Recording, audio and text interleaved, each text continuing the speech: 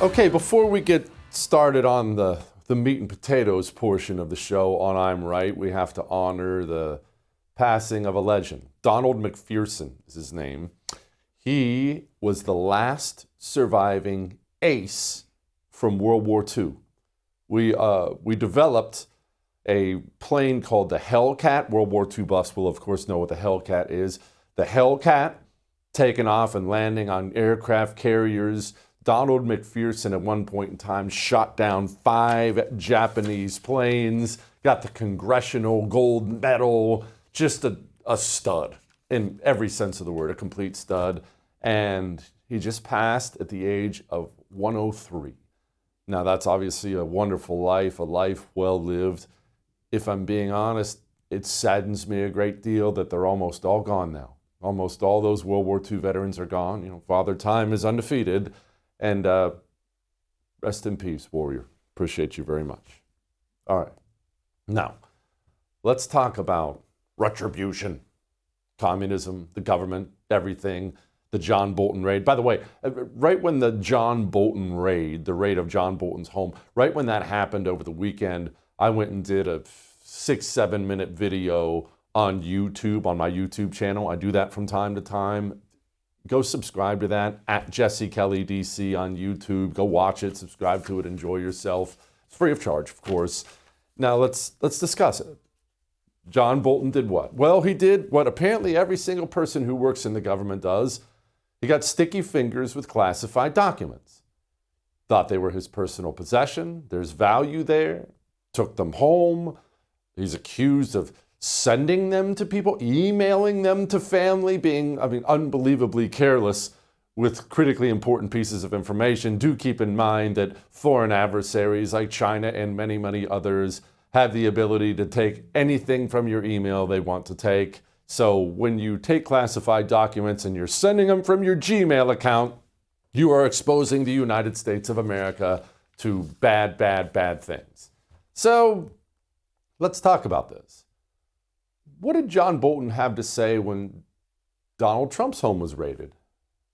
If he has anything like what the indictment alleges, and of course the government will have to prove it, then he has committed very serious crimes. This is a devastating indictment. I speak here as an alumnus of the Justice Department myself, because not only is it powerful, it's very narrowly tailored. They didn't throw everything up against the wall to see what would stick. This really is a rifle shot, and I think it should be the end of Donald Trump's political career.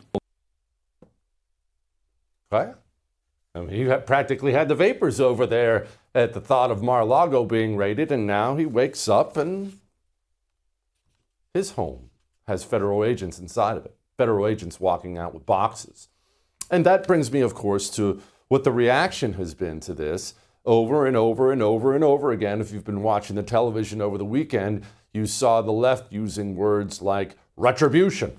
President Trump promised retribution against his political enemies, and there is no doubt that he is serious about keeping that promise. I think this is clearly retribution. I mean, the idea that they just picked John Bolton, a prominent critic of the president, at random.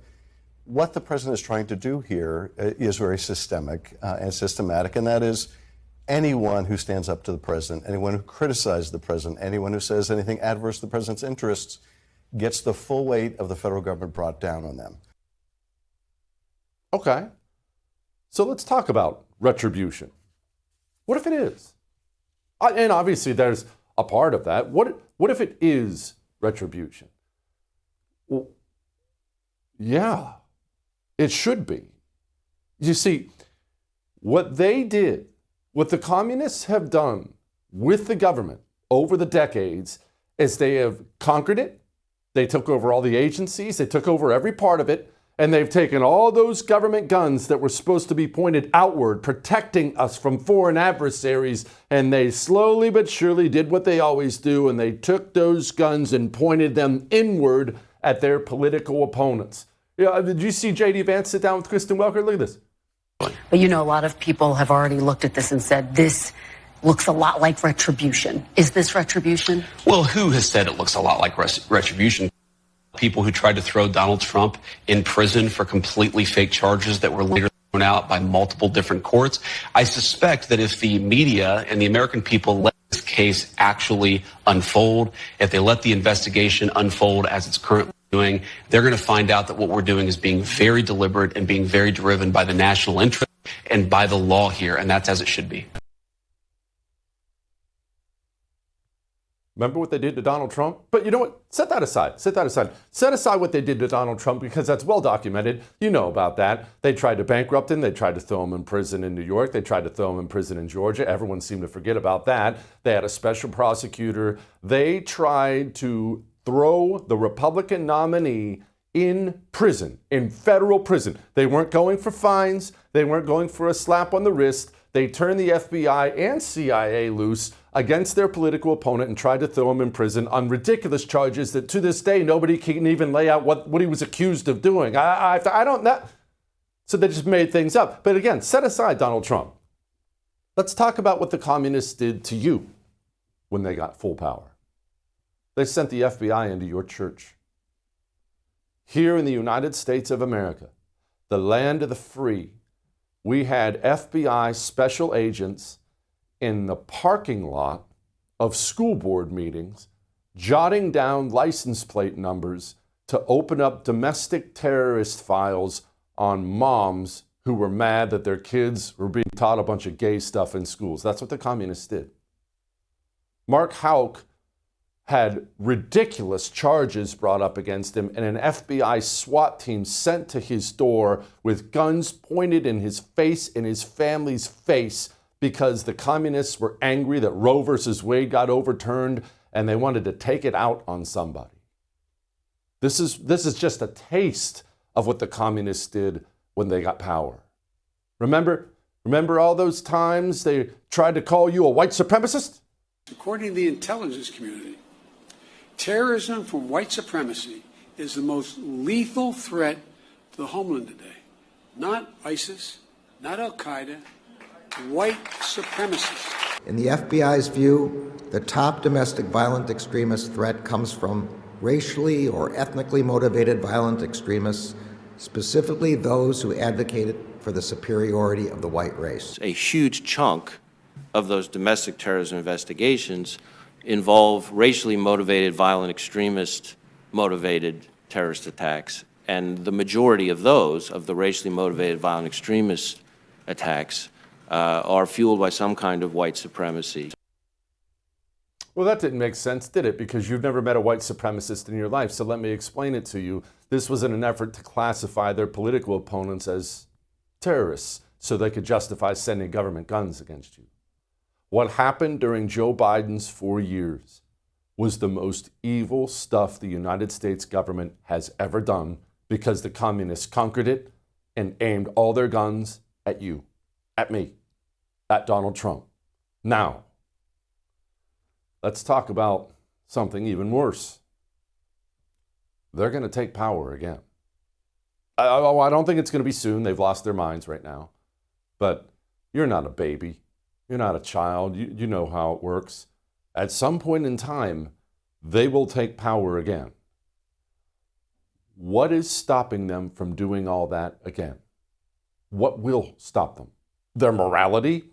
Don't make me laugh.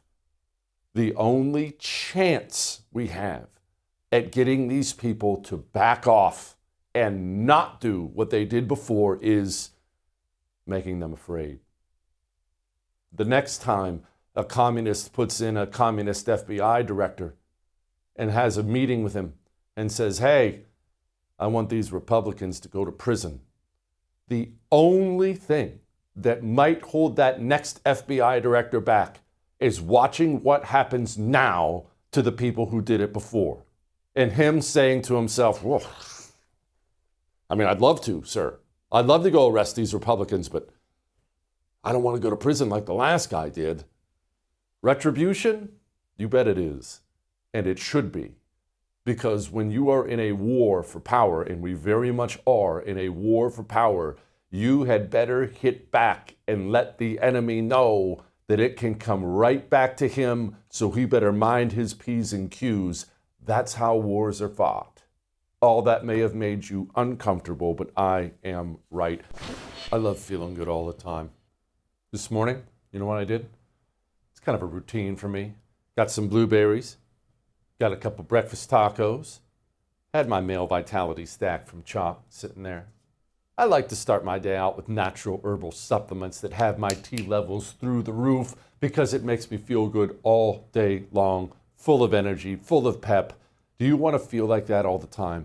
Whether you're a man, woman, young, old, Chalk has natural herbal supplements that will make your entire life better. Not just this little thing or that little thing, your life will be. You'll be better at work, you'll be better at school, you'll be better at home, be better in your relationships. Go try it. And look, if you don't feel better, 60 days, 90 days, cancel your subscription. I've been taking a male vitality stack for over 3 years. Chalk.com/JesseTV gets you a huge discount. Go.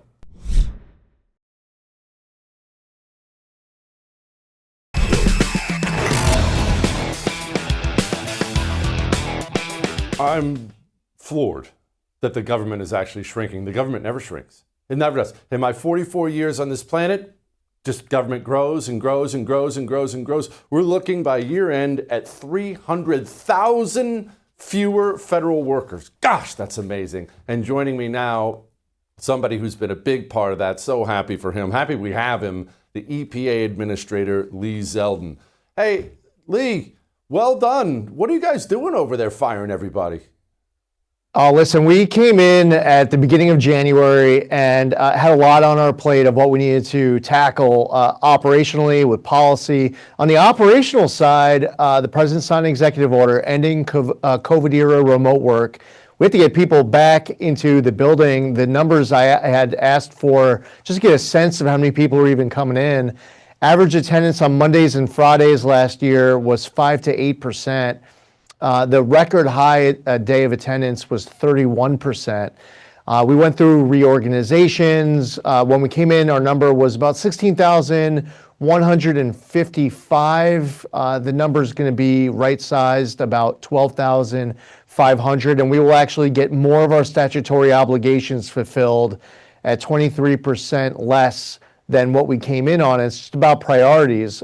We inherited a massive backlog, so pesticide review, new chemical review, small refinery exemptions, state implementation plans, and we should be prioritizing first and foremost the statutory obligations in front of this agency, statutes out there by Congress. On the policy side, we inherited what were a lot of decisions from 2023 and 2024 from the Biden administration, where they were getting a lot of new rules and regulations over the finish line, trying to strangulate out of existence entire sectors of our economy, specifically our energy economy, but not just them.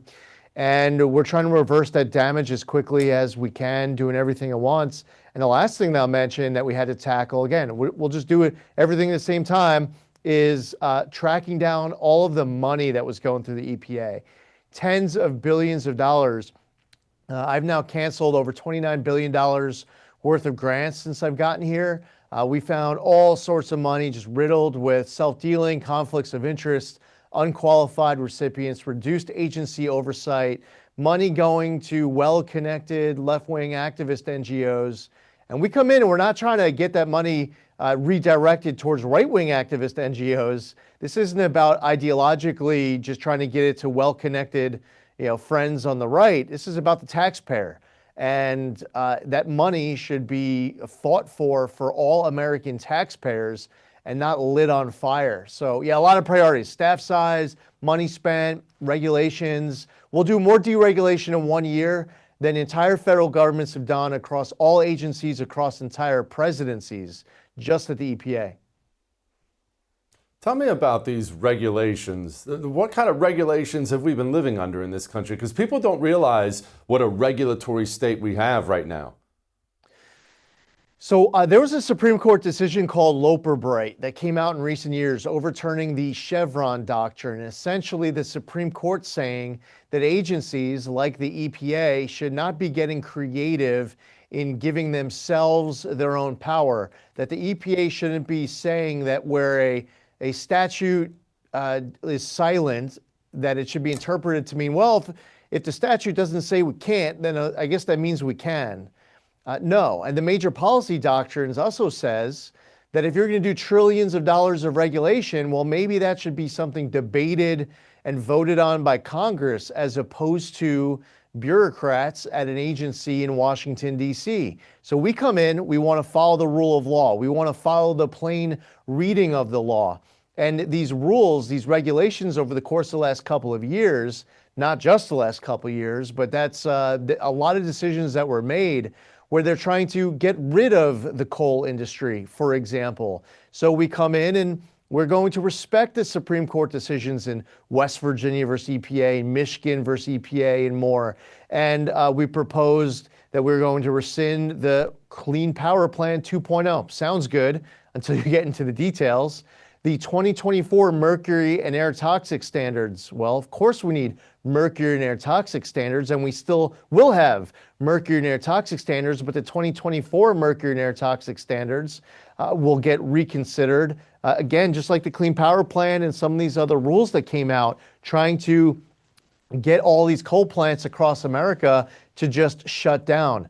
We sent to Washington, we sent to Congress here in D.C. 3 Biden EPA waivers that were given the state of California that they used for their electric vehicle mandate and other tailpipe emissions. Congress then reviewed it, and under the Congressional Review Act, they passed 3 bills signed by the president getting rid of those EPA waivers.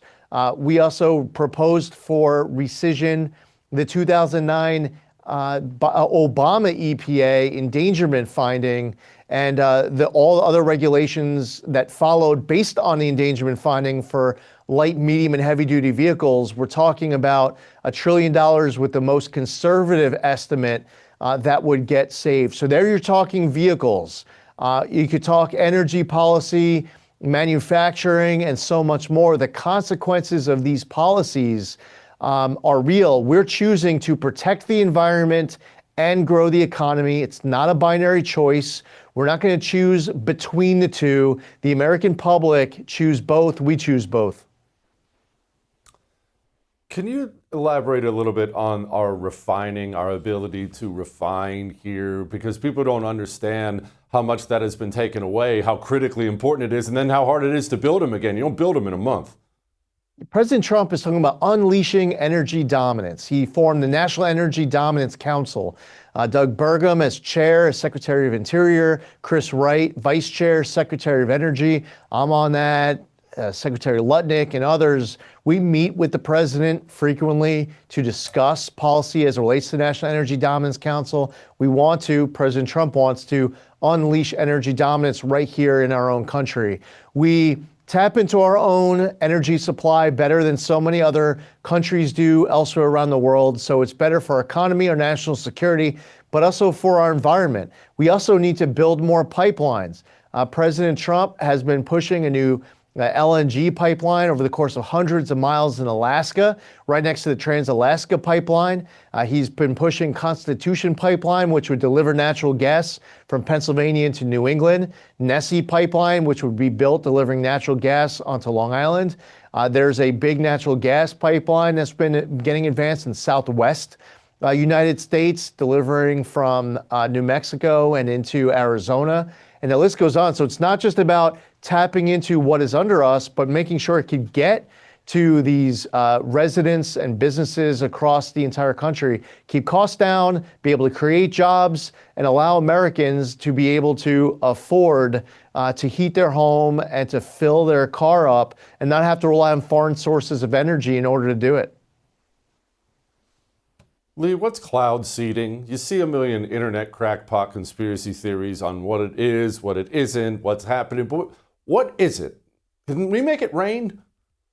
Yes, that is something that is allowed in some states here in the United States. It's not a national act of Congress that has cloud seeding all across the entire country, but some states have been supportive of cloud seeding specifically to be able to create elements to make it rain.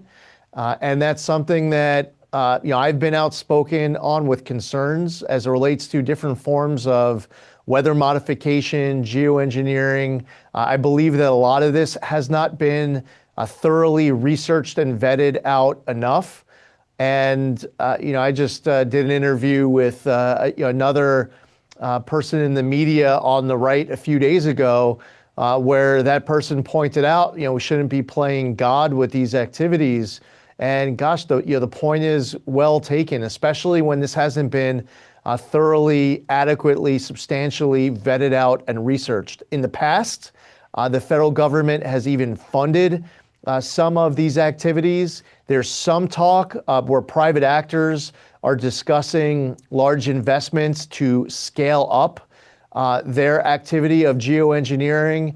In one case, we're aware of an entity that has not scaled up, but they want to put sulfur dioxide into the stratosphere, which causes acid rain, and they want to do it with a desire to advance stratospheric aerosol injection, solar radiation modification to try to get the sun to deflect off of different levels of our atmosphere so that they can help combat global warming. But instead of these entities going rogue and being able to have a free run to be able to do this, this is something that I've been outspoken about and educating the public. I believe that the American public should know whatever I get to know, whatever I know as administrator of EPA.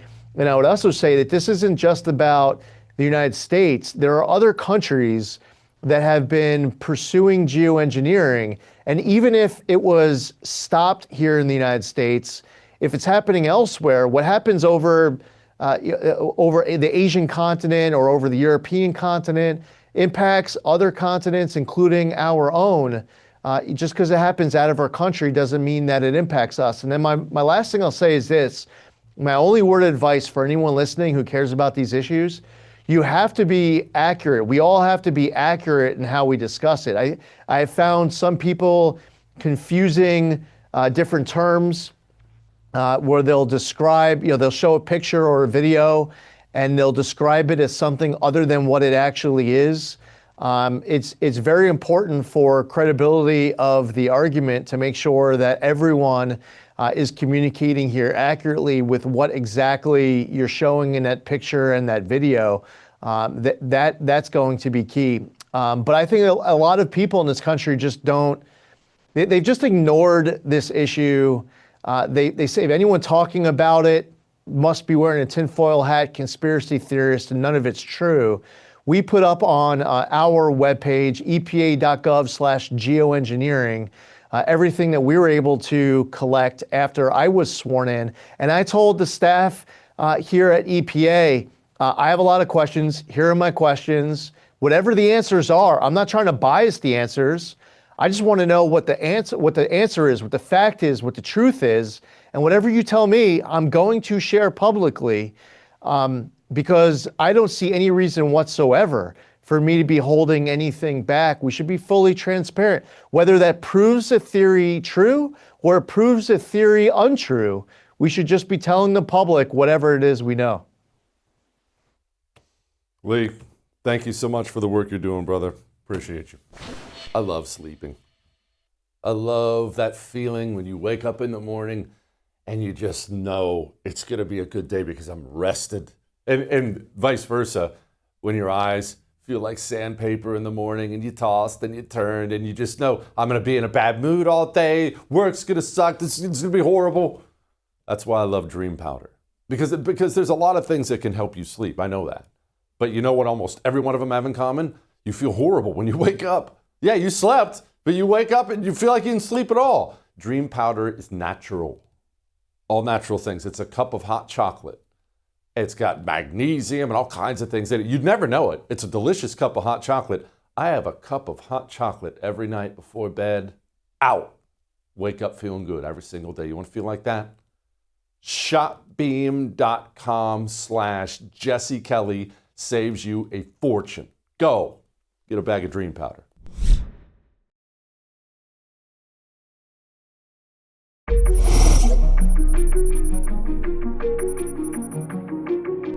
Well, by now, unless you've been living under a rock, you've probably seen a picture or the video of a 14-year-old girl in Scotland with a hatchet and a knife fighting off, or at least attempting to scare off somebody who was after her. Joining me now to talk about what exactly happened out there, what is going on.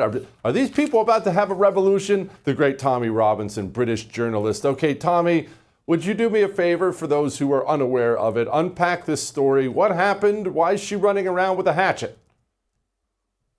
So there's a viral video. It shows a young Scottish child who clearly says, "You've attacked children." So she's been attacked, or her sister's been attacked, violently attacked. The allegation is by these it's a migrant man.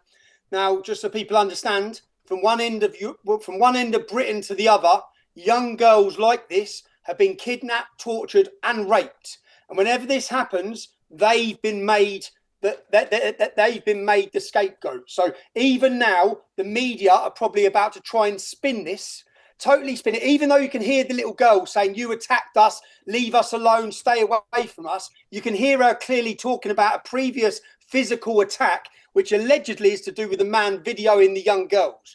But across Britain, children are being targeted.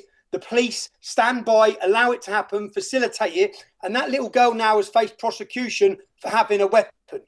Well, this is going on across our country, and the media now are trying to spin it to say there's no proof that she was attacked. You can clearly hear what she's saying in the video, and it's a sad state of affairs now that young girls are having to arm themselves with weapons to defend themselves against migrants who have been imported into this country.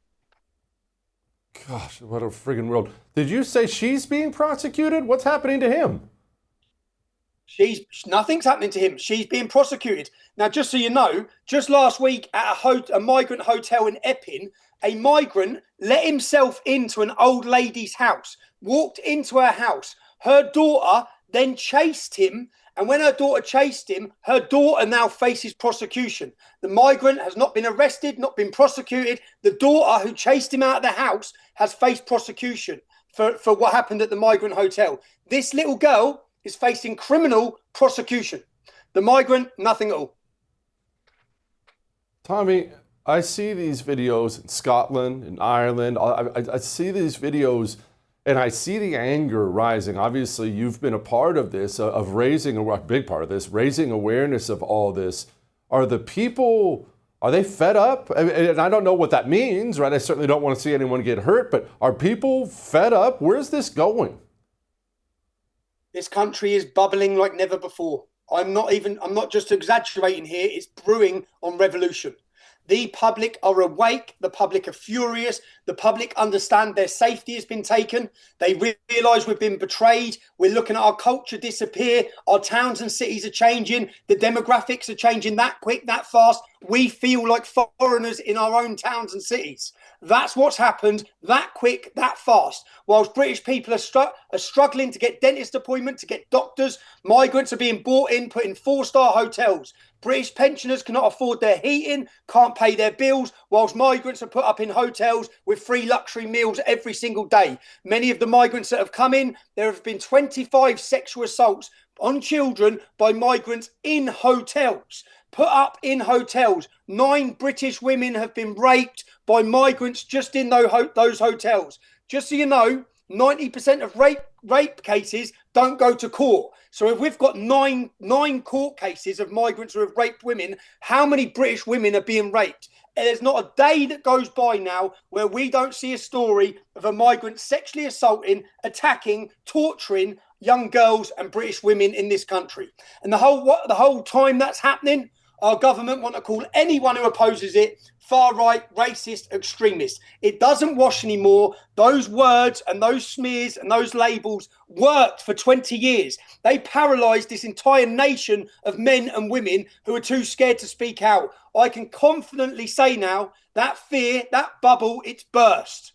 The British public are awake. You're going to see, I told you, Jesse, before, on the 13th of September, we're expecting 1 million people to descend from every corner of Britain onto our capital city, where the British public will send a message to the world that we are remaining silent no longer.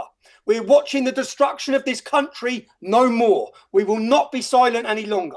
That's what's happening. And I'm telling you, the country is bubbling. It's brewing for revolution. It's happening. Cat's out of the bag. They can't put it back in. People are awake. The more you see videos like this, what the media will now try and do, and politicians, is spin this. But it doesn't matter. They used to have the power. They used to have the monopoly. They don't have any power anymore. I pick this up, send one tweet. We reach more than the whole BBC. It doesn't matter anymore. Their power is gone. We're grateful to Elon Musk for giving the public back a space where we can see what's happening. We can discuss these topics and conversations. X is the only platform we have left in this country. If it wasn't for Elon Musk buying X, we'd be in the dark. None of us would have got this video. They'd have censored it, they'd have deplatformed it, and then they'd have spun the whole country with their media narrative. It doesn't wash anymore. Britain's awake. Tommy, can you help me understand location when it comes to where they're putting these people, where these assaults are happening? And I say this because I'm not physically there. Is this isolated to the cities? Are they putting them in the countryside? Where is this taking place?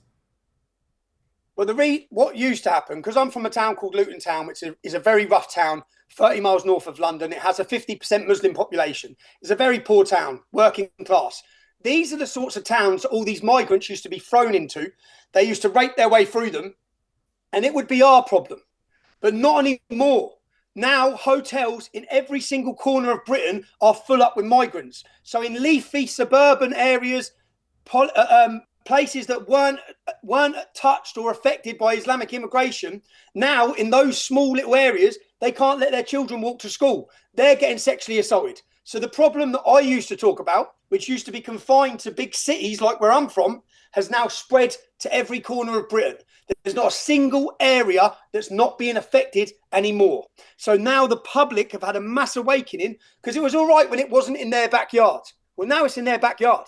It's not confined to one area. It's every corner of Britain, every town, every city. Hotels are full. Migrant attacks are happening in the places that you wouldn't expect them to happen, where there were no migrants. You might have a totally English suburban area like Epping, which has now been flooded with hotels housing 200 migrants, where young children are being sexually assaulted on their way to school. This is happening from one corner of Britain to the other. There's no hiding it anymore. The public see it. They feel it. I can sense, Jesse, there is a massive shift in this country in public opinion. Something I've only watched and dreamed about for 15 years. I've been banging my head against the wall trying to wake this country up. And now the country's awake. It's awake. It's ready. People are listening. As I said, we're going to send a message to the establishment. British patriots, young, old, women, grandmas, children are going to travel from all over Britain to send a message to our treacherous, tyrannical, traitorous government on September 13th. Tommy, you mentioned earlier that the cops are complicit, that the cops shield them. That is beyond belief for a lot of us who have a lot of respect for law enforcement. Can you help me understand that dynamic? Yeah, so police officers, I'll give you a couple of examples from government studies now, not my opinion. Two fathers, their 13-year-old daughters were in a house being raped by a group of Muslim men. The dads got together. They went to the house to get their daughters back. The police turned up and arrested the dads. They left the children in the house with Pakistani Muslim men being raped. Another incident. A young 12-year-old girl was in a derelict house, an abandoned home, 5 Muslim men sexually assaulting and raping her. The police turned up. They arrested the 12-year-old girl for drunk and disorderly. They arrested the 12-year-old child for drunk and disorderly. They did not arrest or prosecute the men. Quite literally, the invading men have been given free rein from one end of this country to the other to kidnap, torture and rape. Now, I know to your viewers that sounds unbelievable, but if you want to put a scale on the power of political correctness, it paralysed an entire country like Britain. It paralysed their police force and government from one end of the country to the other. They stood by, and in all the government reports, in Rotherham, in Telford, in Rochdale, in Rotherham, 1,400 children were raped. Rotherham only has a 3.7% Muslim population. In Telford, 1,000 children were raped, 5 are dead. there's only a 1.7% Muslim population in that town. In Telford, they identified 200 Muslim rapists in that town alone. There's only 1,000 Muslim men in that town. 20% of the men were raping our children and murdering them. And only 11 of those men have faced prosecution. So when you see the cases in the UK and the pictures of the Muslims being charged in each town, it's a handful. When the reality is hundreds and hundreds and hundreds in every town and city. The rape gang inquiry just been published now by Rupert Lowe and Sammy Woodhouse. Sammy Woodhouse is a survivor of these rape gangs in Rotherham. They've identified 85 Islamic communities in towns and cities across the country which were raping their way through them. 85. Basically, every single town that has an Islamic community in Britain has these gangs targeting young English children. And whilst they were targeting, the police stood by, and they didn't just stood by, they prosecuted the families, they prosecuted the English men who stood up, they demonised us, they imprisoned us, they lied to the public about us because they all had dirty hands. So there is for your audience to understand the scale of this problem. And in America, wake up. Because if you've got Islamic communities, I guarantee you it's happening there. And the Democrats, just like our Labour Party, will be covering it up. And they'll cover it up because their next vote bank for their politics is coming from that Islamic community.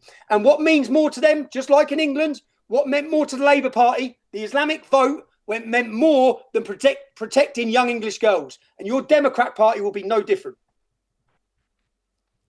God have mercy. Tommy, final question.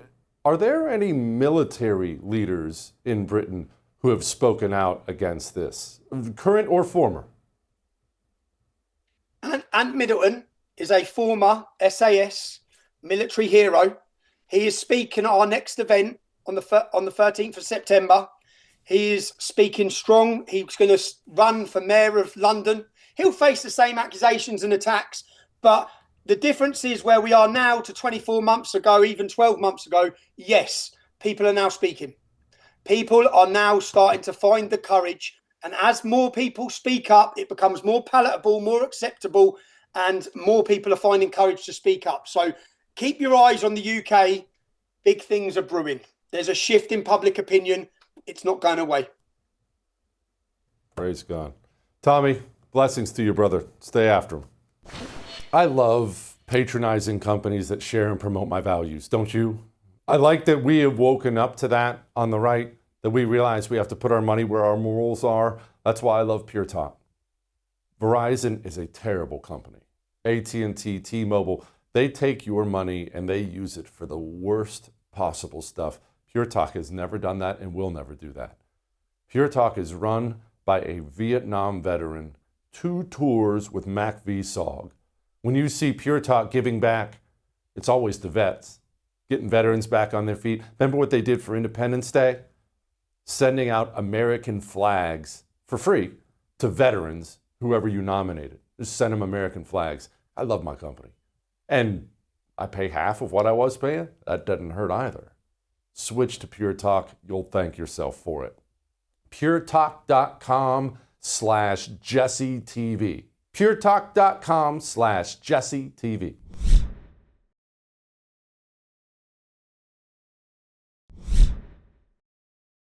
The Trump administration deserves all the credit in the world for their attempts so far to clean out the deep state filth. But don't think for a moment that it has been cleaned out. Communists have spent decades burrowing themselves inside of every single branch of the government, and they're not simply going to walk away now that Donald Trump is president of the United States. These are anti-American subversives who hold on to power in this country, and they must be dug out, root and branch. You see FEMA? Trump's going to overhaul FEMA. Of course, FEMA's freaking out about it. Super upset. Well, why? Why are Democrats super upset? Because they conquered FEMA too. Do I need to remind you, after that hurricane, FEMA, they were skipping houses. They were going around finding houses who needed aid, and if you had a Trump flag, they skipped your house. Deeply evil. This is the system they've worked very hard to put into place, and this is why it's going to take a long time. I don't even know if it could be done in 4 years. Let's hope we get another 4 of somebody afterwards, and then another 4 after that. It's going to take that kind of time to root these people out. And, if I may point out, we wouldn't know a lot of these things if it wasn't for the whistleblowers. It appears that I was retaliated against because I forwarded information to my superiors and others that questioned the official narrative of the events of January 6th. As a result, I was accused of promoting conspiratorial views and unreliable information. Because I did this, the FBI questioned my allegiance to the United States. Mr. Friend, you ever been to a school board meeting? Yes, I have. FBI ever sent you to the parking lot of a school board meeting? Yes, they have. And in the parking lot of a school board meeting where the FBI sent you, you were taking down information regarding people's license plates. That's correct. But the FBI will crush you. This government will crush you and your family if you try to expose the truth about things that they are doing that are wrong. And we are all examples of that. That's the reason we found out just how evil all the tyranny was inside of our government. And by the way, I should note, credit to Kash Patel, Dan Bongino, those whistleblowers, those brave whistleblowers have finally been made whole. That was an announcement that was put out there. I'm a very happy man. I hope you are happy as well. But back to what they're doing inside of the government. Remember, without those brave whistleblowers, without people coming forward, we'd have to rely on people like Abby Phillips. This idea that this was a weaponized, these were all these different prosecutions and all these different jurisdictions were not all directed from one place. There's absolutely no evidence of that. You guys can tell me what evidence you have of that, but I've never seen it, and I've never heard anybody actually voice it. The Obama and Biden administrations didn't politicize the DOJ. And okay, who? Oh, I mean, come on. You could, I mean, they were better at hiding it who was, or not transparent. I'm just saying, how do we know who if you are making the claim that this was directed by some kind of big puppeteer at the top of the pyramid, who is that person? So how did the IRS only go after conservative groups? But they didn't, though. And why you're not answering my question. Who is the person? I know, right? Who are they? I'm talking about the conservatives that Obama and Biden There's no proof. I'm sorry. This is a tactic. Who was it? Name the person. There's no evidence. Of course, there's tons and tons and tons of evidence. Nathan Wade, when they were trying to throw Donald Trump in prison, Nathan Wade kept visiting the freaking White House. It's all kinds of evidence. Matthew Graves, his witch wife, was checked in and out of the White House over and over and over again when he was chucking as many Trump supporters in prison as humanly possible. Of course, all the evidence is out there, and they're all still there. Tulsi Gabbard talked about what she found. And you've also found many bags of information. I think they call them burn bags. They're supposed to be burned, and they didn't get burned, having to do with how corrupt the 2020 election was. And when will that all come out? Mr. President, I will be the first to brief you once we have that information collected. But you're right, we are finding documents literally tucked away in the back of safes in random offices, in these bags and in other areas, which again speaks to the intent of those who are trying to hide the truth from the American people and trying to cover up the politicization that was led by people like John Brennan and James Clapper and others that have caused really immeasurable harm to the American people and to our country. Great job. They're still there. Lots and lots of them. We have a lot of work to do to cut the tumor out of our government. Again, credit to the Trump administration for making it happen.